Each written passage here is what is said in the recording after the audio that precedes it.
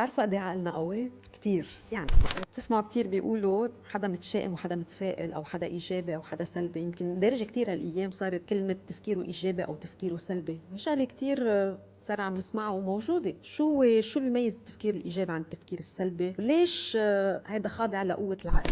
الانسان الايجابي او اللي تفكيره ايجابي هو الانسان اللي على طول بيفكر بطريقه انه تخليه يتقدم لقدام. الانسان الايجابي منه انسان ما بيشوف الغلط او ما بيشوف المشاكل او ما بيعرف انه الحياه فيها اشياء صعبه. بالعكس، هو قادر يشوفهم، ولكن طريقه تفاعله معهم هي طريقه بتخليه يتطور بالحياه. نعطي اكزامبل: حدا مثلا يمكن عمل امتحان وما مشي حاله فيه، بيروح بيكتئب، بيضرب حاله بالاوضه وبيقرر انه ما بقى بدي اعمل امتحانات لانه خلص هو معتبر حاله حدا فاشل. مش مزبوط، هيدا تصرف سلبي. التصرف الايجابي هو انه نرجع ندرس من اول وجديد، نشوف وين غلطنا، ونرجع نعمل الامتحان وننجح بطريقه حلوه. فالمشكله بالتفكير السلبي، اذا واحد مرقت معه مشكله مثلا بحياته من شي 10 سنين، بضل حامل هالمشكله وزعلان من وراها وقعدت براسه وصار عندها جذور براسه ما عم يقدر يظهر منها، وصار يسقي هالجذور هيدي بتفكيره المستمر بهالمشكله هيدي مع انه المشكله خلصت بس هو بعده حاملها معه.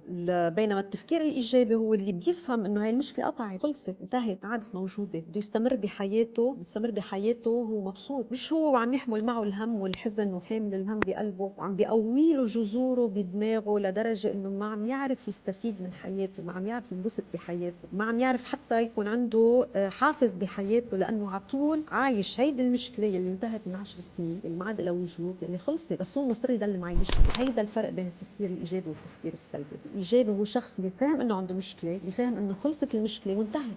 ليه بدنا نضلنا حاملين آثار هالمشكلة ومعذبين حالنا، علما انه هيدا الوجع وهيدا الزعل عم بيضايقنا نحن، عم بيدمرنا نحن. فخلينا نكون ايجابيين ونحب حالنا ونحب حياتنا ونحب لحظاتنا ونستثمر فيها، ونعرف انه المشكلة اللي بتقطع قطعت، مش ضروري ضلني حاملها معي في الحياة واذي حالي واذي اللي حوالي من ورا هالمشكلة اللي قطعتنا.